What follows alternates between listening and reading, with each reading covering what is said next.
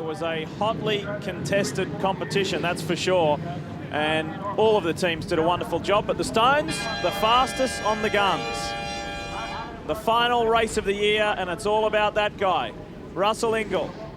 37 points is the margin over Craig Lowndes. And a championship awaits him. It was disappointing for Garth Tander on that lap as they line up here and they around. He reported to his crew he felt like maybe the right rear tyre on his car was losing pressure, and the difficult thing with that is that that's the important side of the car, like we spoke about, the working side of the car, so they've replaced that with another wheel. And we saw in here. The other thing to emerge from the lane, guys, is that there's a fairly serious battle. I know we're all focused on the Drivers' Championship, but Holden and Ford have 6-round wins apiece coming into Phillip Island. A concerted effort being placed on Garth Tander's shoulders to try and win that Manufacturers' Championship for Holden. Rob Crawford has said they've saved their best tyres to last for him. This is a tough start. We looked at that tyre at Garth Tander's before the start of this race, and it didn't look good. And I'll certainly be watching with interest. It had a lot of what we describe as pickup on the tyre, but it looked like it had a blister. The Talon Tough Tools grid shows us the lineup for the final race of the year. And what a way to farewell the series and the country. Marcos Ambrose starts on pole position for his last V8 supercar race, courtesy of his win in race 2. It reflects their finishing order. As we roll through this grid, there's lots going on, Neil. We obviously know that Ambrose is off to the States. Dumbrell, big question mark over whether he will be at Castrol Perkins next year. McConville, he's off somewhere. We don't know where just yet. Plenty else going on. Yeah, well, it's goodbye to West Point on the Dick Johnson cars. Goodbye to Castrol from the Larry Perkins cars. Glenn Seaton, who's been a stalwart in this category, done so well for so long. He won't be with Dick Johnson Racing after this motor race, and so that's sad for him. 200 starts at the last round, but Glenn's still wheeling and dealing for a 2006 opportunity. Anthony Tratt, who unfortunately isn't racing today, that huge crash yesterday. He's finished his V8 career. Paul Wheel is stepping aside to focus on business, but we will see Paul back in the endurance races. Jamie Whincup is off to Triple Eight Race Engineering, and Mark Winterbottom leaves Larkham Orcon Racing, and he heads to Ford Performance Racing. And there are still several race seats yet to be allocated. So there's lots going on at the end of this season and in the off-season. Always plenty going on behind the scenes in this business. It's not for the weak-hearted. Industry eats itself alive because every driver out there, every team, every sponsor demands success, and they can't have it. So it's always churning as everybody tries to get to the top. These are the guys that are carrying our onboard cameras for this final race of the season. Jason Richards, then Stephen Richards in the Perkins car. He did a great job to recover in race 2 after coming together with Todd Kelly yesterday in race 1. Greg Murphy carries an onboard camera for Super Cheap Auto Racing. Tyre condition is going to be the big question here. Mark Scaife for the Holden Racing team carries the VB camera. He's recovered a little as well. He could be a factor in this race. Craig Lowndes, small mistake on the approach to turn 4 in the last race. Changed all 4 wheels and tyres at the compulsory stop. That was the reason why he dropped down the order, as we discussed at the time. Russell Engel, is this the big moment that he's been fighting for almost 30 years to become the Australian V8 Supercar Champion and the Australian Touring Car Champion? There's the outgoing champion, off to the US shortly. What a great performance from him in race 2 today. Some breaking news from the lane here too, boys, that Brad Jones will start this race. I've been and had a word to the team BOC outfit. A new tail shaft, a new gearbox. They've had to weld up that gearbox tunnel. There were some broken brake lines or damaged brake lines. They had to do some new wiring as well. They have been all hands on deck there, but Bradley will start the race. And Marcos Ambrose on the radio just thanking his men for the years he's been with Stone Brothers Racing. And what a pivotal point in this man's professional driving career. To walk away from the #1 seat in the country and try and tackle the biggest racing series in the world. In terms of the round, Ambrose, Tander, Lowndes all sitting on 124 points. Pride at stake between the two manufacturers, who are tied with a similar number of round wins apiece. So Holden and Ford have got a little to argue about in this one. So plenty of question marks as we get set for this start. Final race of the year. Phillip Island has been wonderful this weekend. Can Ambrose finish on a high note, or will Engel take it all the way to the championship? And Tander has bogged down dramatically on the line. What a contrast for Garth Tander after a ripper start yesterday. He's been swallowed a bit. Rusty's arguing on the way up here to second. He's side by side with Lowndes. In the end, he decided to just fan the throttle and survive the battle.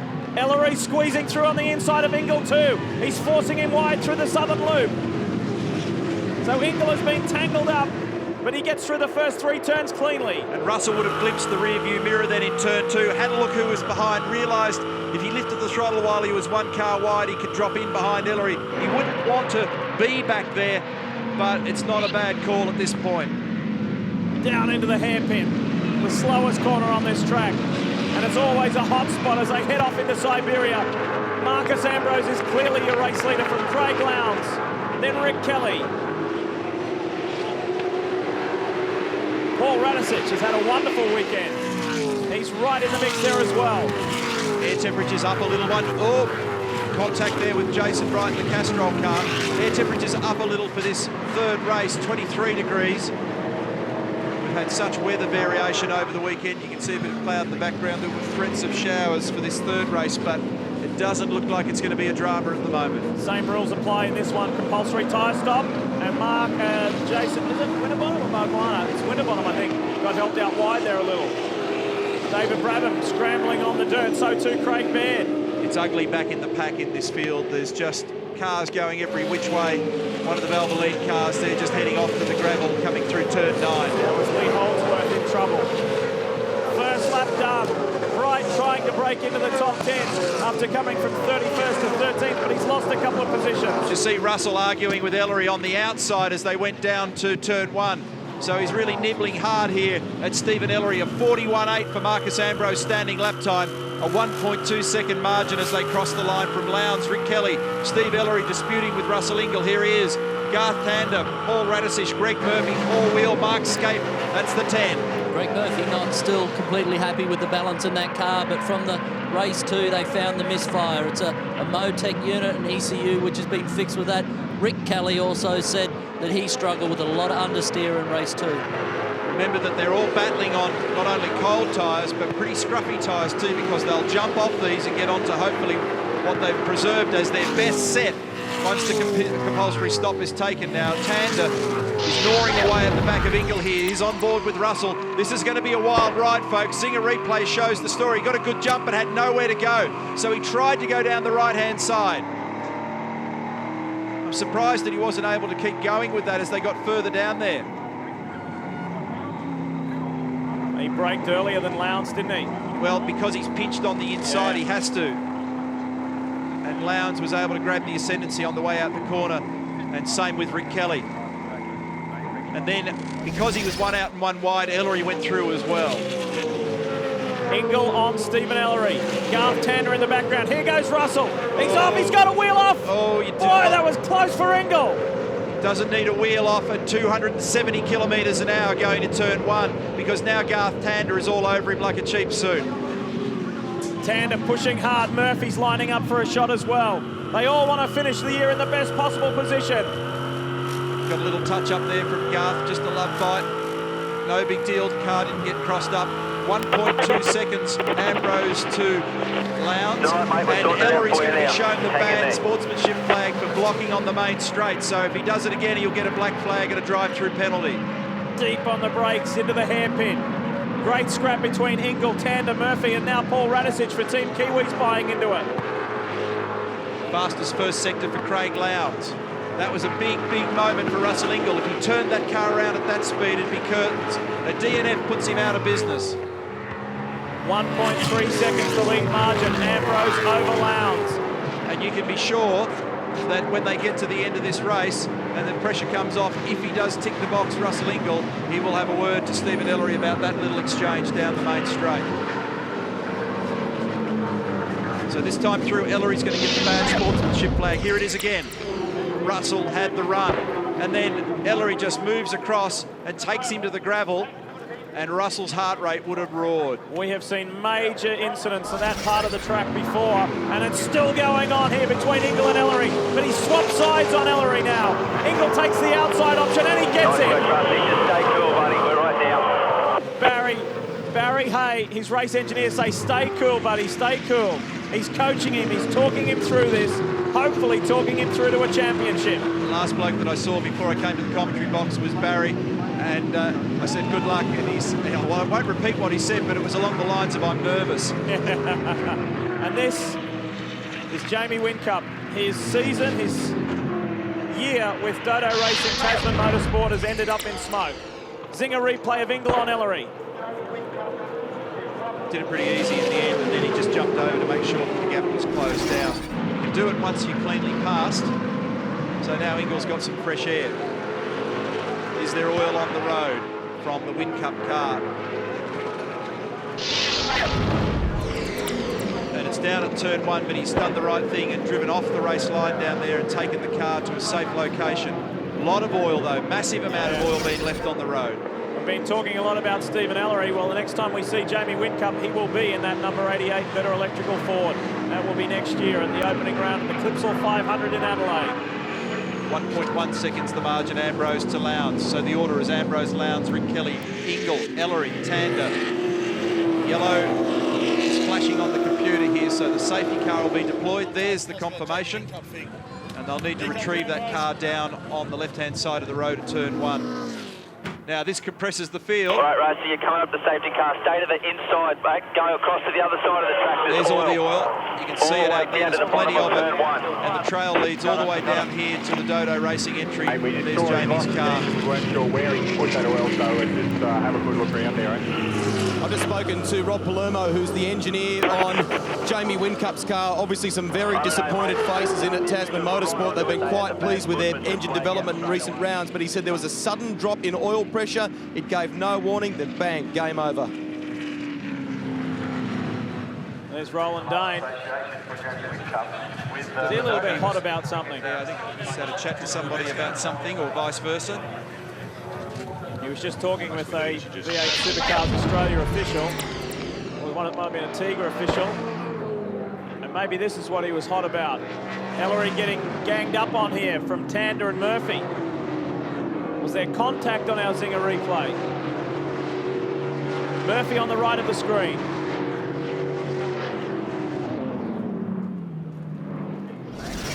Didn't appear to be anything. That's Barry Hay, Russell Engel's race engineer. Yeah, Tander's behind Engel now, probably lap 9. So the question is whether they shift the pit window now, the compulsory pit stop window, which was due to open at lap 5. Just down to the 888 team bunker here. Roland Dane, you seem a bit hot under the collar. Is everything all right? No, not hot on the collar at all. We were just making sure that the officials were doing something about the oil at turn 1, where a car obviously went off with a blown engine or whatever just now. And there's a trail of oil going in there that Craig was on the radio about, just to try and ensure that something was done about it while the safety car was out. Quick comment from you. How did you feel about the bad sportsman to Stephen Ellery? Did you feel that was justified? A little bit early in the race to say that, only a lap or two behind him. But you know, Steve let Russell have racing room the next lap, so he's instructions to Steve sensible, you know, to not take anyone out. These guys have got a championship to worry about. We'll let you get back to it. Thank you. Yep, he's trying hard and it's far from over. Russell Engel still has to finish this race. And Darryl or Rusty, if you can just confirm with one of the Avesco officials in the pit lane what the story is in terms of whether or not the lane opens for the compulsory stop on this lap as it was scheduled, or whether they'll delay that now for a couple of laps until we go racing. We understand the lights are off on the safety car. It's been a quick assessment of the situation on the front straight. When they're compressed is when the trouble begins. Yes. Now they're released, and it's a drag race. Ambrose, foot to the floor, here we go. The Big Pond Grand Finale. We're live from Phillip Island, the last race of the year. And they're going to bring Ambrose in this lap, and he's the race leader, so we do have confirmation that the pit window does open on lap 5, so at the completion of this one, they'll all roar in. Garth Tander on Russell Engel. And Tander's been racy this weekend. He's had a very strong run, and he looks impatient to get by Engel. He's got Murphy all over the back of him.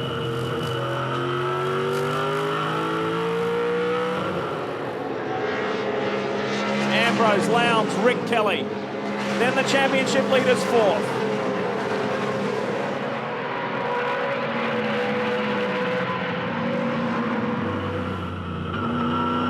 On board with Engel. That's a big pack of cars all in that next group. There's a whole bunch of them. Pretty clean start on this restart, so it seems.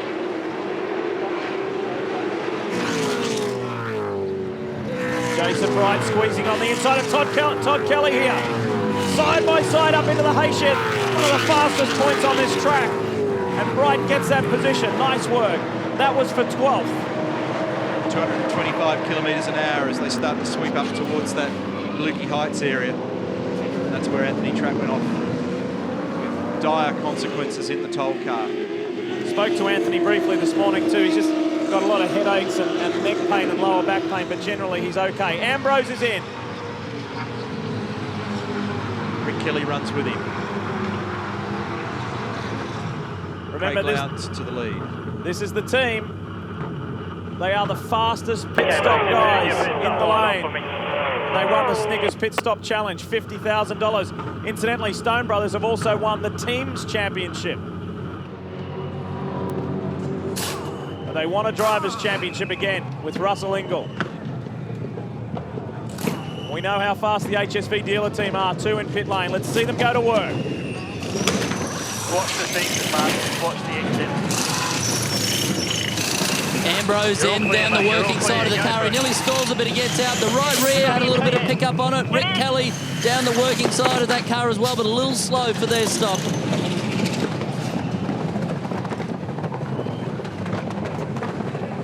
Back to business.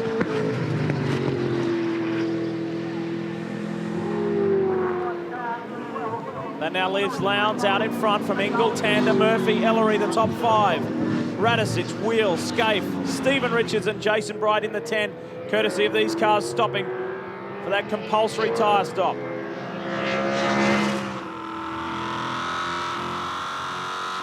And I understand that the Scaife is going to come in this lap. He's not happy about being buried in traffic at the moment.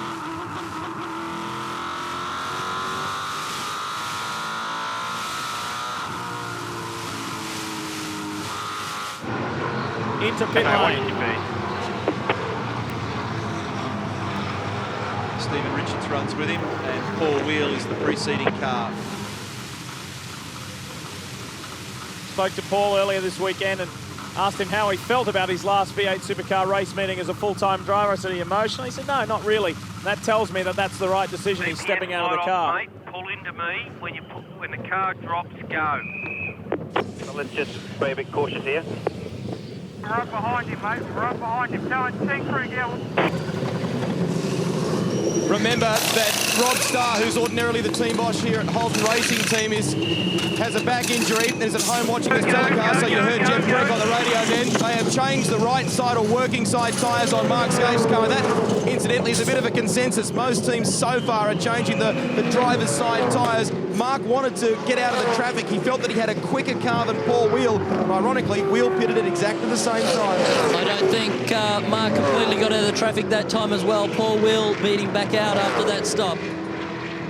So that little battle resumes, and you're right, boys, more people are going down the right side of the car than changing the rears, so they've obviously learned a little bit in the last couple of races, and they feel that that's a better combination as the race draws on. Coming into this third and final race, Marcus Ambrose, Craig Lowndes, Garth Tander, all tied on 124 points for the round. On board with Scaife, he's trying to work Wheel here. 1.2, actually 2.6 seconds now between Lowndes and Engel. Scaife's getting a little hot under the collar about Paul Wheel. Super Cheap Commodore versus the Holden Racing Team Commodore.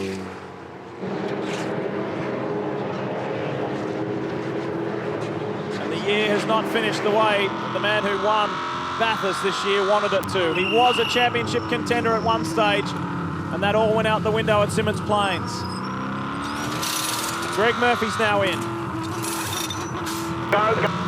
See, Mark's having to play with the throttle a lot there through turn 9. He loses a bit of ground, so he still hasn't got the ideal balance in that car.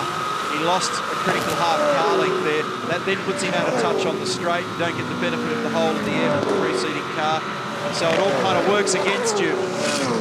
Greg Murphy went against what we mentioned a lot of the teams are doing. He just went for 2 rear tyres that time for his stop, and it looks like he may have got out in front of Rick Kelly. Oh, there's trouble up here. Someone's just dropped the left rear off the road and left that huge cloud. This fight continues. Lowndes, Engel, Ellery, Radisich, Bright, Jason Richards, Paul Dumbrell, Camber Conkle. So it's a topsy-turvy list at the moment, while some have stopped and others haven't. First guy to come in was Ambrose. Oh, on board with Skaife, very close at the hairpin to wheel. Ambrose is in 16th at the moment, so there's still a lot of cars yet to do their compulsory stop. Both cars have got strengths and weaknesses in different locations around the track. That's why you see that little margin seesawing. Right where our commentary point is right where most of the cars are changing from 5th to 6th on the main straight, and it's a thunderous sound of a pack of V8s that are out there at the moment. Such tight racing. Ambrose, incidentally, has just done the fastest split to the 2nd sector on this lap. Many people have tried to keep in reserve their best set of tyres for this final segment. Bright, Radisich, Jason Richards and Paul Dumbrell, all nose to tail, all in the top 10, but all yet to stop as well. But it's becoming increasingly difficult now as we're approaching half-race distance. It is looking very good for Russell Engel, this man's teammate. The 2-time and defending champion, the outgoing champion, the off to America Marcus Ambrose. Bumped into his father Ross just before the start of this race, who said, mixed emotions. I'm very excited about his future, but it'll be sad to see him go. Lowndes is P2. I'll give you the gap next lap. Marcus is quick at the moment on this set of tyres. He keeps setting fast sector times. So he's just bowling off and making an air gap at the moment, which should put him in good shape. See a little bit of vibration in the steering wheel there. Sometimes they get a bit of power steering shimmy. These cars have power steering. So do Formula 1 cars. Champ cars don't have it. Just getting a bit of sweat out of the eyes. Amazing how much can run down your forehead with the helmet and balaclava on. Here's the replay of the stop, the compulsory stop for both Lowndes and Russell Engel came in too, and there he is. This was just a few moments ago. Good, efficient stop for Lowndes. Neil, the right front was just fractionally slower than the driver's side rear when they executed that stop at 888. The car controller, Kevin May, was so calm when he spoke to the boys. He said, listen, just as we rehearsed it, nice and calm, make it nice and smooth. Got to get Craig back out there in a good posse. Marcus Ambrose leaves us with a record for the other guys to chase. Although he hasn't been in V8 supercars that long after coming back from Europe, he has won a round, at least one round, in every year of the championship he has competed, and no other driver has achieved that.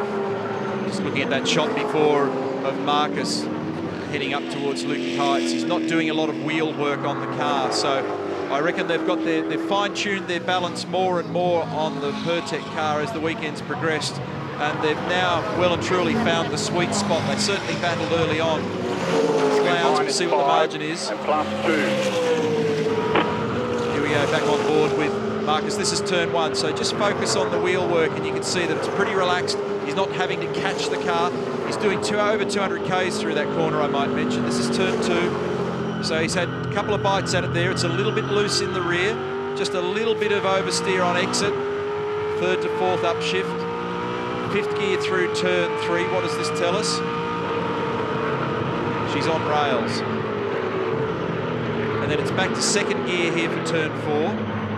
And the fact that he can turn the car in so gently like that and they not have to catch it much on the way out just tells you that they've got the car working not only in high to medium speed corners but the low speed corners. And the low speed corners are the ones that can actually knock the tyres around here as well.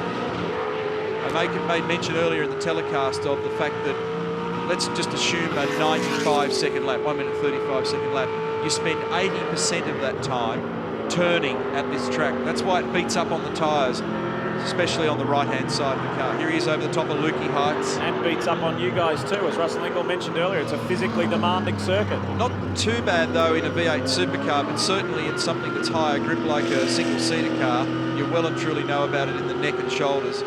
This is one of the most awkward corners on the track, turn 9. You have to short shift from second to third. So that gave us a very good indication of precisely the way in which that car is behaving. And you can tell by its position it's behaving well. Steve Ellery and Mark Scaife coming through. Whoa. Ellery does some dirt tracking. Whoops. That looked to me like he got a bit of a rough up from Mark Scaife. Back to Craig Lowndes. We've got just 4 cars yet to complete their stop. So if you look after those guys, it's Ambrose, Lowndes, Rick Kelly, Murphy, Tander, Engel, Todd Kelly, Scaife, and then Ellery and Wheel. And on this basis, Russell Engel is going to be the V8 Supercar champion for 2005.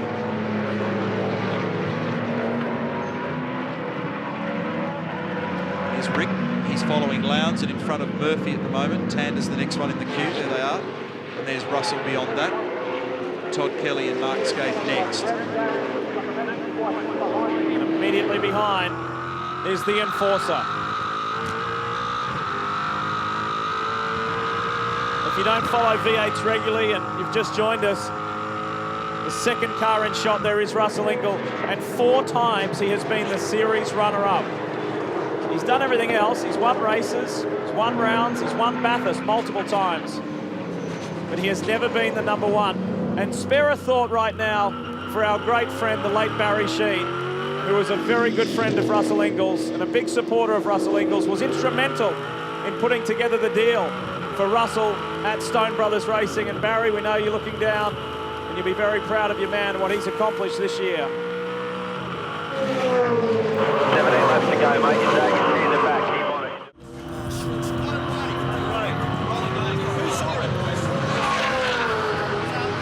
On the yellow tape back, that's where it was.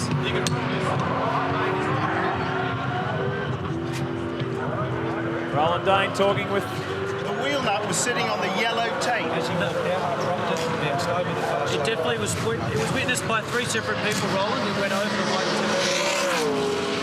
Kurt Suksuski from V8 Supercars Australia. So the wheel nut must have come off and gone out to the fast lane, or he's driven over it. So Lowndes just asking what the black flag's for. We'll keep working on it. Once you've been given a black flag, unfortunately, we've all been in that position. Craig, we've got to do a drive-through. They're saying we had something in the fast lane, but we have to do a drive-through. We had somewhere where? Keep your head down. Keep your eyes on the wheel nut.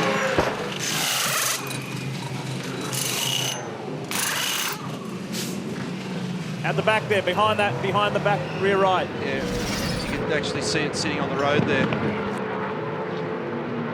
Just keep going. We're just still arguing. I don't know whether that's what I'd describe as the fast lane. No. Okay. It was barely just past the wheel, wasn't it? We heard the conversation there. Go, mate, keep going. 3 people have allegedly saw it, and Tim Schenken, the race director, is saying the black flag's out. It's been shown. Okay. And a dejected Roland Dane. Got to do the drive-through. We've got to do the drive-through. You've got to do it. Once the flag's out, it's out. There's no debating it. They can't retract it. Watch the rear tyre at the back. Well, there's a wheel nut already out there. That's the one. They described it as being in the fast lane. Wouldn't that be on the other side of the dotted line? That's what I would have thought. Huh? That's a close call.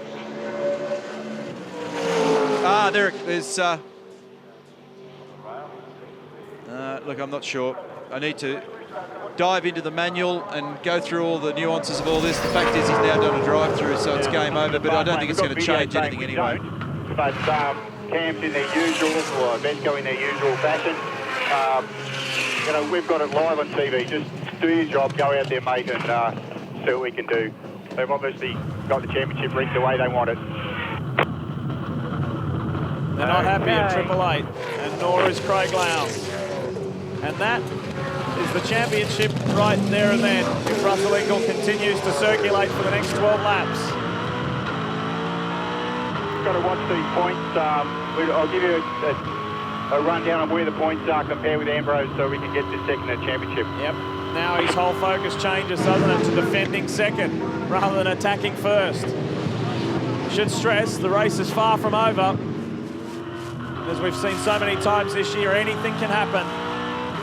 Looked to me like both those wheel nuts were in the working lane. Maybe that's not permitted, and I don't have the information right at my fingertips at the moment. We've seen Glenn Seaton take a penalty this weekend for a nut getting away from the team and actually getting out into the fast lane, which is another issue. But anyway, we'll have our boys on the job for you, and we'll try and get to the bottom of that as quickly as possible. The net result is that he's buried in the field. Yep. Everyone has completed their compulsory pit stops. And it's now Ambrose, Rick Kelly, of course, because Craig had to come in for that stop. Murphy has been elevated to third from Tander. We've got 12 laps to go, and we've got to make up 6 places. 6 places. There you go. Commentary from the experts. So that's the scenario. Lowndes went from second to 25th. And Campbell Little, his race engineer, telling him we need 6 more places to secure second in the championship. And Lee, they won't talk to us in there at Triple Eight at the moment. They are focused on the job at hand, but we've got Kurt Saksuski with us, the operations manager from V8 Supercars Australia. What has happened here? Greg, what's actually happened in this instance is as the team have been setting up, waiting for the car to come in for the pit stop, one of the team members has dropped a wheel nut, and it's been witnessed by the local officials as well as the V8 Supercar officials. That wheel is then rolled over into the fast lane, and the team members then picked it up and brought it back into their pit area. So this all happened before the car came into pit lane. Roland is concerned that that wheel nut and that incident has happened before the stop has been executed. Well, it's happened in preparation for the pit stop, and the teams are required to keep their equipment out of the fast lane at all times. Now, just while you're here, spin around for us. What delineates the fast lane here from the pit lane? Show our viewers at home. It's this white dotted line that you can see running down the bitumen side of pit lane. That's the fast lane. The wheel nut was clearly seen to go over that white dotted line. Good, thank you. No worries. That clarifies it. Can't get any clearer than that. And so we were looking at the wrong thing. It was something that preceded the pit stop. It's game over. So they'll argue about that later on, no doubt. But he's right. The reason for that is a safety issue. They just don't want the stuff floating around there when cars are going by. 11 laps to go, mate. 11 to go. Steve Ellery blasts onto the front straight. Sits in a strong 8th position. Jason Wright has pushed into the top 10 ahead of Paul Wheel now. Ambrose, Rick Kelly, Greg Murphy. Russell Engel, champion-elect, sits in 5th place, which has pretty much been where he's been slotted all day. He looks pretty strong at the moment too. He's certainly very close to the back of Tander. Well, he's just said the whole weekend long, I want to go racing. Let's go out there and race. But he's been doing it with a cool head. Got a little irritated in second race. When he had to fight to try and get by Rick Kelly, and he had Ellery breathing all over him. Then he had an incident with Ellery in this 3rd and final race. But other than that, it's been pretty smooth sailing for Russell Engel. Campbell Little is informing Craig Lowndes he's got to find 6 to 8 places in this next 10 laps. And the tone of the response is not what we know Craig to normally be like. He's dejected and disappointed, obviously, because it's not something that he manages, but these are the things that happen occasionally outside the driver's control. Back on board with Lowndes, and the chase begins. The man in front, Owen Kelly, that's for position. Kelly is in 25th, Lowndes is 26th. That Get Well Lucy sign that is on Craig's helmet and also on Mark Scaife's dashboard is in reference to Kingsley Edgar's little girl, Lucy. Kingsley was involved with us at 0-0 and also at Holden Racing Team, and so therefore he was at 0-0 when Craig was working there, and he was involved in things in the machine shop, and one of his family members is ill, and so a lot of people in the paddock acknowledging that, and our best thoughts and wishes are with the family. We hope everything's going to be okay. So Lowndes gets 1, now he needs another 7.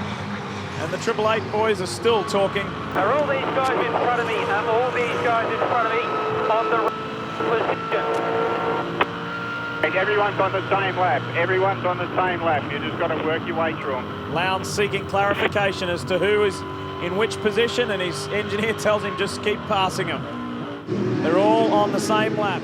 And this is the reason. The Zinger replay tells us the story about Owen Kelly. Yeah, problem here for Owen's car. He's got a lot of smoke coming out of the thing, and he's gone up to the right-hand side of the road at Lukey Heights, pulled off the racing line, but the car's stopped up there in a very awkward spot.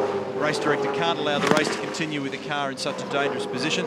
Terrible news for Marcus, who had a 12.1 second lead at that time. What it does mean is that Craig Lowndes, who's buried back in the pack, probably got more of a chance now of attacking that group of cars. Lowndes is 24th, and we understand that he needs to finish 19th or better to keep this man out of second in the championship. We'll keep working on that and confirm that as we get closer to the finish. Paul, how many to go? So we have 6 laps to go this time around. So when you cross the start and finish line, there'll be 6 laps left to go. Paul Forgy talking to Marcus Ambrose.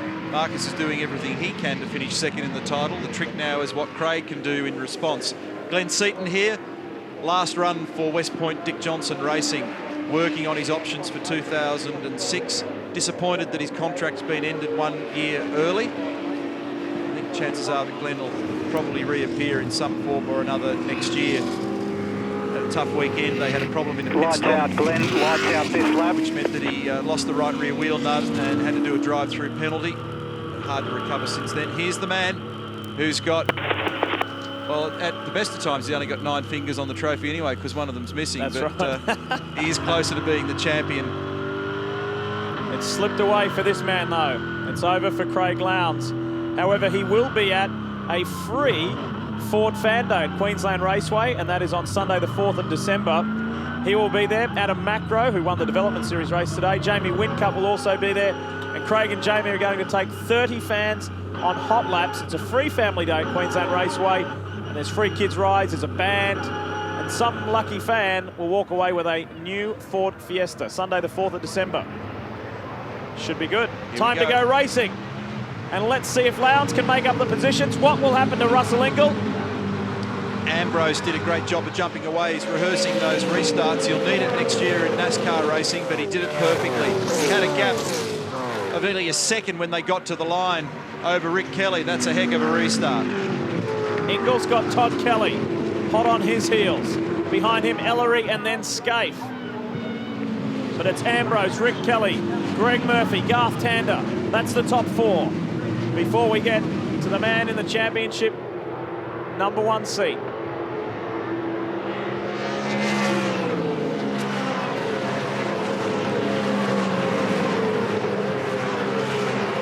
Both HRT cars have spent the whole weekend recovering from their poor race 1.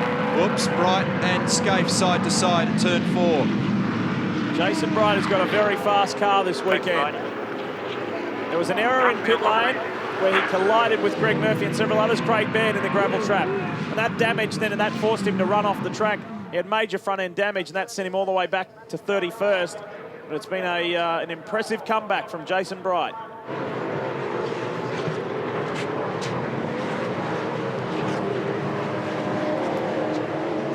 Ellery's the next one on his list. Last 5 laps of the season. Now this means, because we're looking at the back of McConville, that means that Lowndes has actually got by Brad Jones and a couple of others. So he's making that progress. He's got by Wills, he's got by Jones, now McConville. Bernard's next in the queue. And according to our maths, Lowndes is now in 19th, and that is enough to secure him 2nd place. But I think the team will be encouraging to go on more with it. Get more points, get higher up the order just to consolidate it.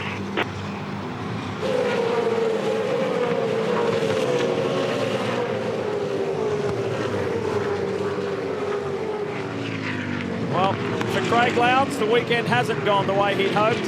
For Russell Engel, it certainly has. There's still been a lot of positives in this season for Craig Lowndes and the team. A couple of DNFs and did not start results hurt him. And a few things that I'm sure they'll smooth out and manage better in the next campaign next year. But for outright speed, there doesn't seem to be too many question marks around that outfit at the moment. No. So they go into next season looking very threatening. And with a handy young driver as well coming on board in Jamie Whincup. Russell Engel's been able to keep Todd Kelly at bay. He's applying plenty of pressure too to Garth Tander. A former Australian Formula Ford champion. He went to the UK, he won the British Formula Ford Championship. He did some German F3, he did some Japanese F3. And then went back to England to do some Formula Renault before coming to Australia. He's British born, but grew up in Adelaide. And his man Barry Hay has everything crossed at the moment. Hard to believe that he's been the runner-up on so many occasions, 98, 99, 01, 04. And it's a stat that he just hates. Looks like he's shaking it off finally. He said to me the other day, I'm ready to burn, was it on Superstars or somewhere, I can't remember. He said, I'm ready to burn the bridesmaid's dress. I don't want it anymore. Been a good solid weekend for him, hasn't it? No mistakes, couple of heart-stopping moments. That one down the front straight before, whew, that was a nail-biter. 8th in the shootout, 5th in race 1, 5th in race 2, and he's going to be 5th in race 3. Was a Holden man for many years with Castrol Perkins Engineering before making the leap. And it was a controversial one, just like Lowndes. Heading to Ford, and he's enjoyed success aplenty. And Marcus is going to win this round with 188 points. Tander is going to be second. And third place is going to be Rick Kelly. So the HSV dealer team finishing strongly as well, and if they carry that form through next year when Toll comes on board, they should be in reasonable shape. Nice way for Ambrose to end his V8 supercar years, isn't it? He's never won a round here at Phillip Island, so he just adds another little accomplishment to a very impressive list. Solid way to end the year for this young guy, the 22-year-old Rick Kelly. Next one on the list for Craig Lowndes is Stephen Johnson. Should mention that not a bad recovery from Glenn Seaton in this race, given what race 1 presented. He's up into 11th, right behind Paul Wheel in his last shot for PWR. Here's Greg Murphy. Murphy's third. Okay, mate, 3 laps to go. And is very tired. He's looking forward to some holidays. I reckon the whole paddock's pretty keen on that notion. It's been a long, long season. This will be the 30th race completed for 2005. 6 states, 1 territory, 3 countries. A massive amount of work since mid-September, and probably earlier than that in preparation for Bathurst. But since that point in the calendar, it's just been on for young and old. Many of the crews have been working certainly 6 days, if not 7 consecutive for the last couple of months. It's been a heck of a run. Final couple of laps here at Phillip Island before the championship is handed over from Marcus Ambrose to his teammate, Russell Engel. Ellery just made a mistake back at turn 4, then that allowed Scaife to go by. So now Mark moves to 8th, Stevens back into 9th. I think Paul Wheel is next, yes, there he is. And then Glenn Seaton in the hunt. Seaton's in with a shot to break into the top 10, isn't he? He's got the eyes on, so and he's running pretty strongly in this one now.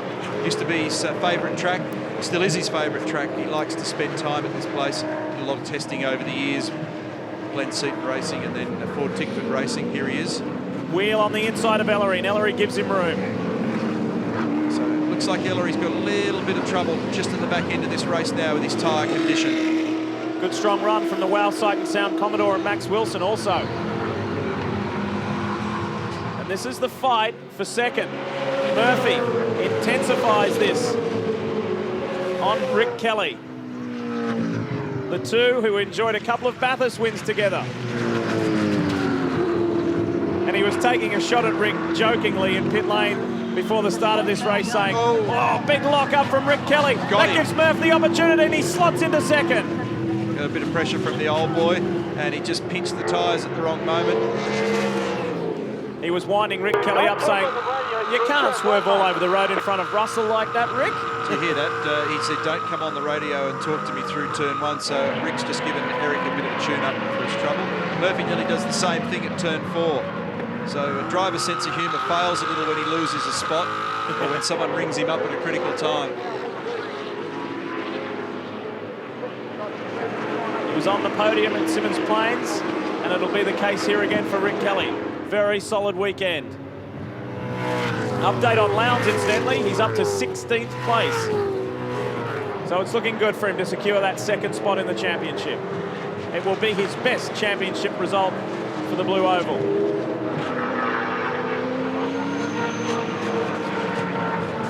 There's your man, Russell Engel. Finally, that run of seconds in the series has come to an end. Lowndes roughing up Jason Richards. Come on, mate. Come on, mate. Out of my way. I need to get second.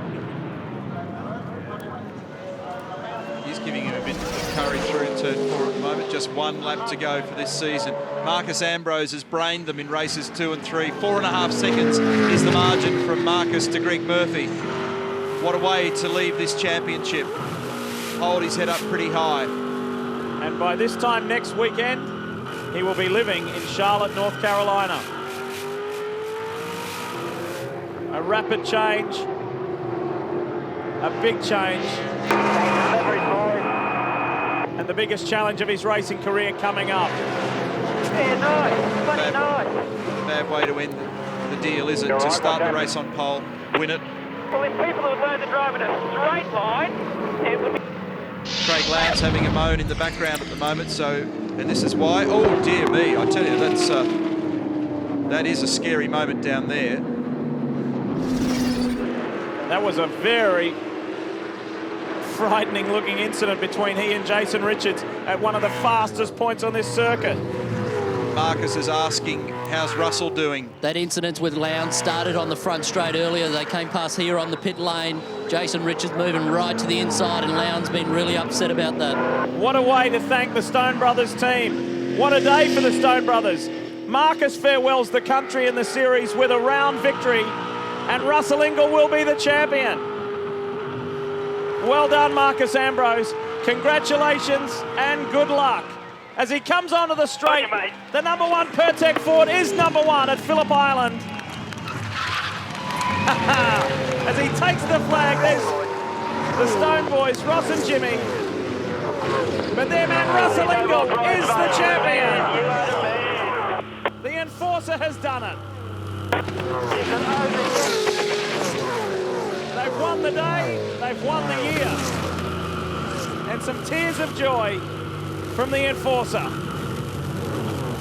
Well, we saw him climb out of the car at Oran Park.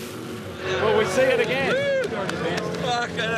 Jim Stone, very pleased. James Courtney, who takes over the Ambrose seat. He's right in the middle there.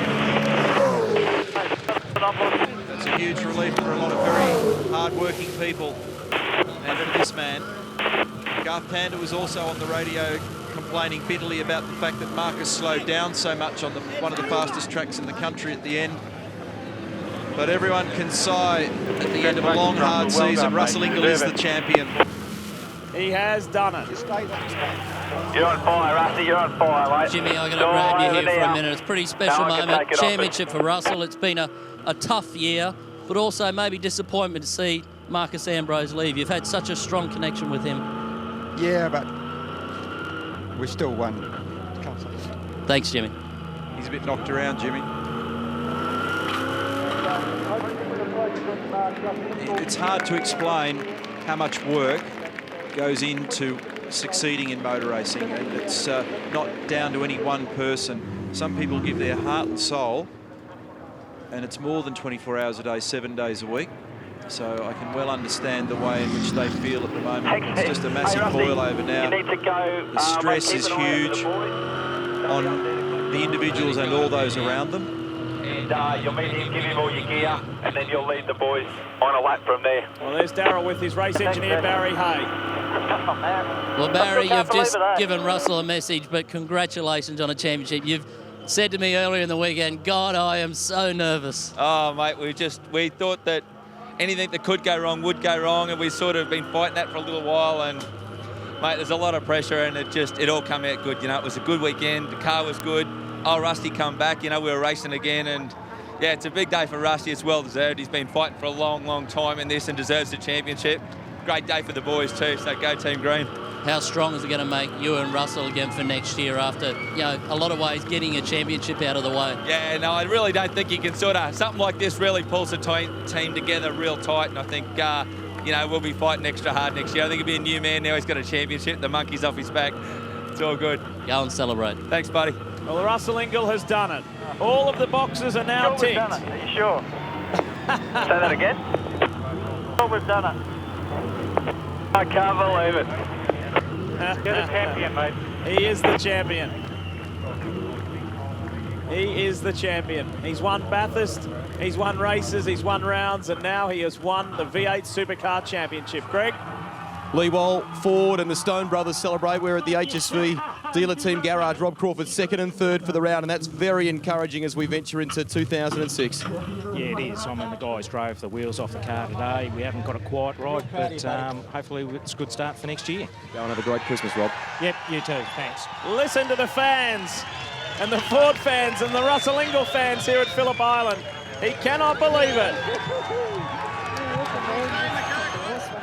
He cannot believe it.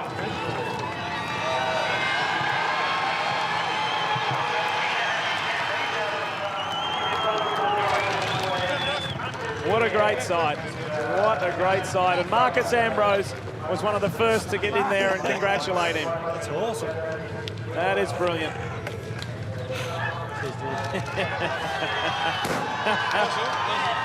At the end, follow the car around, you're first. You go around, go past the pit I think we're going to see one of the one of the Engel drive rounds hanging out the side of the car. Good man, go.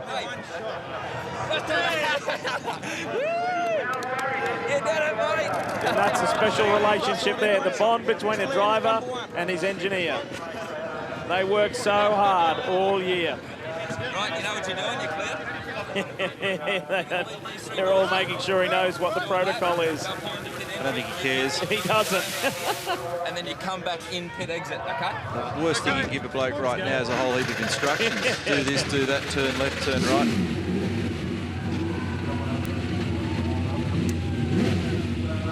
Well, there you go. He can live the rest of his life a happy man. He's changing the brake bias so he can do a bit of a burnout. He's put a heap of front brake on it.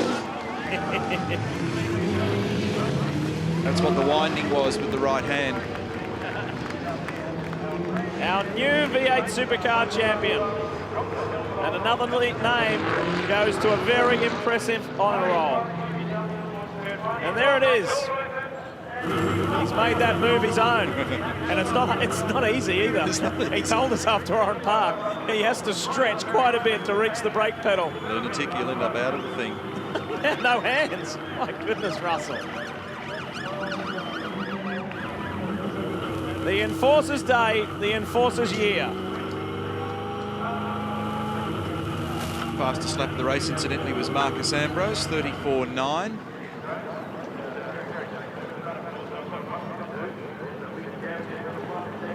His wife Julia is here to witness this.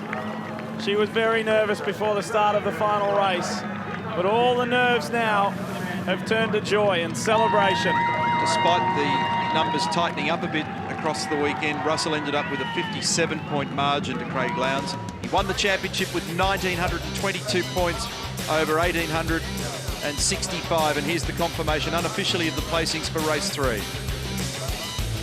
On the side of the graphic, the right-hand side of the graphic will show you how many positions they made up. And what about Murphy? 5 spots to grab second in the third and final race of the day, the last race of the year, and Todd Kelly blasting through to make up 10 positions. We're going to roll through the entire field for you, all 33 cars, to see who did what.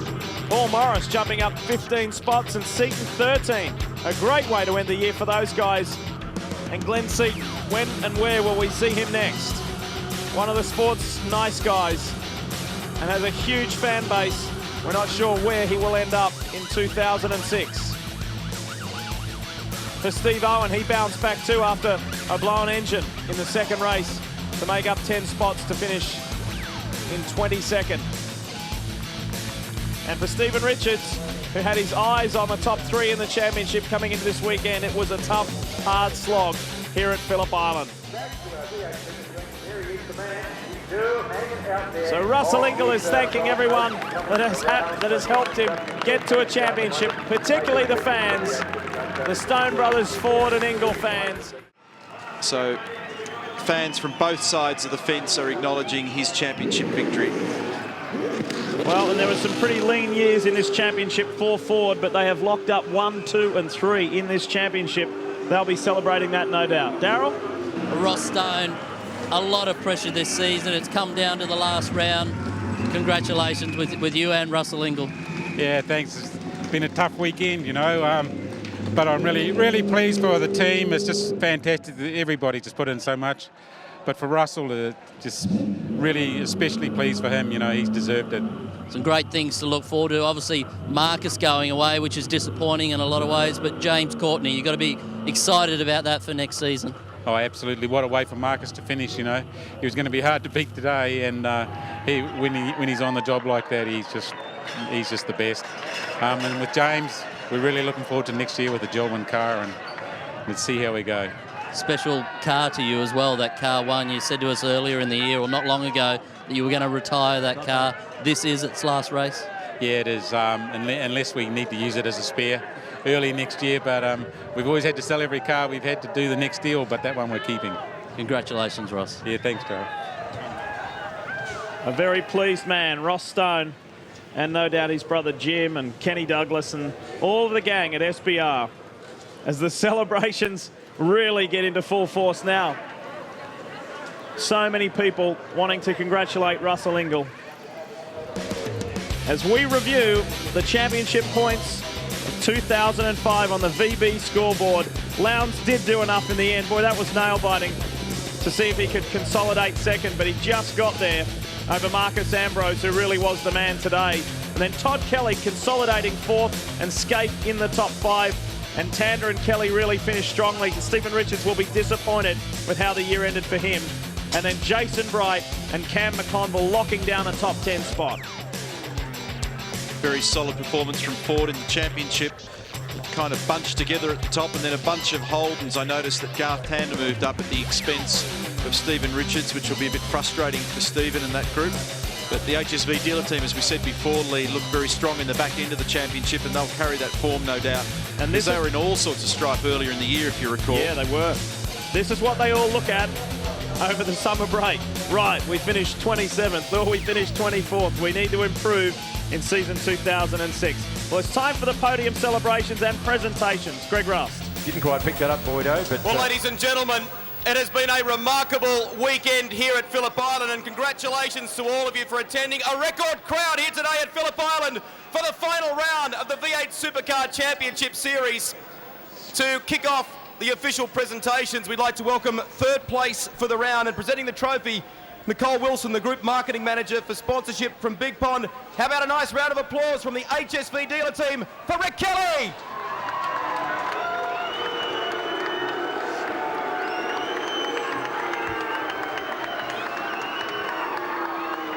Rick, come on over.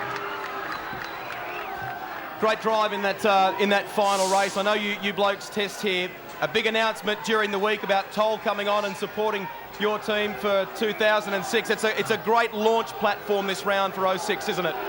Yeah, it certainly is. I mean, we've had a tough start to the year, so to finish off with both cars on the podium is fantastic. I mean, we're just such a competitive team now this year, and congratulations, I guess, to Russell on winning the championship. It's fantastic, but we'll be up there to get you next year, mate. What's just very, very quickly, a fantastic result for the team. Obviously with Garth, who'll join us on the podium here very shortly. That must make the boys feel pretty pumped. Yeah, it certainly is. I mean, the guys have done a great job through the last part of the year. I mean, to have two cars so competitive and so close together is fantastic. I mean, it really shows how strong the whole team is, I think. It's a great bunch of blokes. Final question for you. Everyone talks about tyres and how tough it is on the tyres at this circuit. It's a track you know well. What was the rubber like at the end of the day for you? It was pretty tough. I mean, unfortunately, Murph slipped by. I was trying so hard to keep him behind, but to be honest, it's been a bit slower than normal through the mid part of the year. It gets quite cold here, and we're quite far. So unfortunately, it doesn't suit us. But never mind, we'll get it next year. We'll let Rick Kelly take his position on the dais. Well done, third place in the final round of the championship. His teammate has finished second. in the final round. He won the last one at Tasmania, but what a great end to the year for Garth Tander. Make him feel welcome. Nicole Wilson, the Group Marketing Manager for Sponsorship from Big Pond, will present the trophy to Garth. Grab the trophy. Hey, your car's been quick all weekend. I know you really wanted to try and win the manufacturers for Holden. It was a tough fight, wasn't it? Yeah, mate, it was really tough. It was sort of 2-on-1 for most of the weekend, but who would have thought at the start of the year it would be our team that was battling for Holden to win the manufacturers battle. But well done to Russell, well done for winning the championship, well done Marcus this weekend, but thanks very much to our guys. They did a fantastic job. If we're not the form Holden team going into next year's championship, I don't know who is. Let's talk a little bit more about that, because when you look at the start to the year you had, you conceded that it was difficult when you moved from Gary Rogers' outfit to the HSV dealer team, but boy, it's come on strong towards the end. Yeah, absolutely, Rusty. The car's been fantastic for the second half of the year, and the guys are doing great pit stops, great strategy. You know, we're a real contender, and it's a great feeling to be back in that position. And I can't wait to get started for next year. Let's go next week. Good on you. Go and celebrate. There is Garth Tander, second for the round. The Stone Brothers, ladies and gentlemen, have had a fantastic weekend. And before we bring the champion out, let's firstly say a big farewell to Marcus Ambrose, dual champion, winner of the final round. Well done.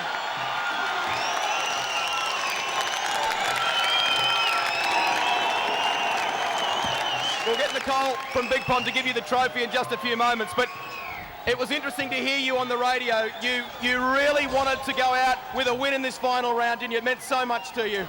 Yeah, a great result, and a great way to say goodbye to all these fans and all the fans at home watching on TV. I just want to say goodbye the right way. It's been a nightmare this year. The first race is good, the last race is good. In between was just a bad dream. So we've left the right way. I want to say goodbye to everyone, all my friends and family, fans, the team. It's been a wild ride, and I've loved every minute of it. We'll trade places here because we'll give you the trophy, but we'll keep talking, so just move around behind us here. But Marcus, I guess the great thing, tell us what changed. They're going nuts here at Phillip Island, and with good reason. The Ford fans are jubilant. What changed with your car coming into the second race of the weekend, today's first race? It was a jet, wasn't it? Yeah, we damaged the tyre in the first race. It might have been driver induced there, and we just wanted to peg back some ground there and try and put Craig and everyone under pressure for the championship. But just winning races, that's what it's all about. You know, we gave this championship over to Russell. He deserves it. He's a great guy, a great driver. Congratulations to him. And I just want to say what a great way to finish. Thanks. There he is. Couldn't have said it better. Marcus Ambrose, winner of the round, dual series champion. I know each and every one of you here have waited a long time for this, but it's been a much longer wait for the man in question. 4 times a series runner-up. He is a deserved champion. Give it up, the 2005 V8 Supercar champion, Russell Engel.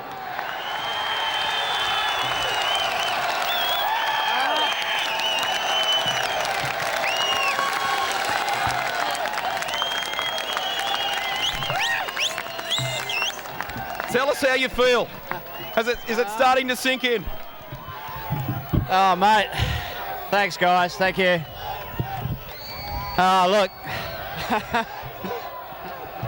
Thanks, guys.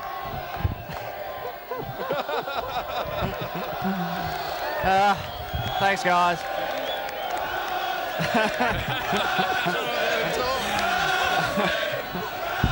This is real. This is real. I know. I'm still sort of pitching myself, you know.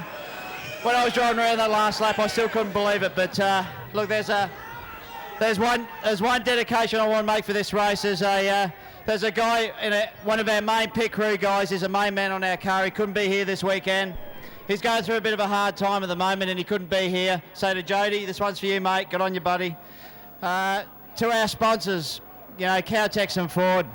Thanks for having faith in me, putting the money in, and so we can win this championship. And to all these people down here, the guys and girls from Stone Brothers Racing.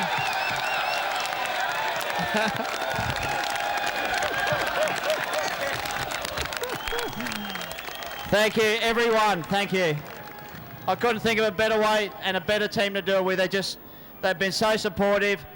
They put up with a lot of moods. The Engel moods have come out now and then, but they've controlled it. And I'd just like to say thank you very much to these guys and everyone, all the supporters. Thanks, guys. Like, all the support, and even the support from the other teams.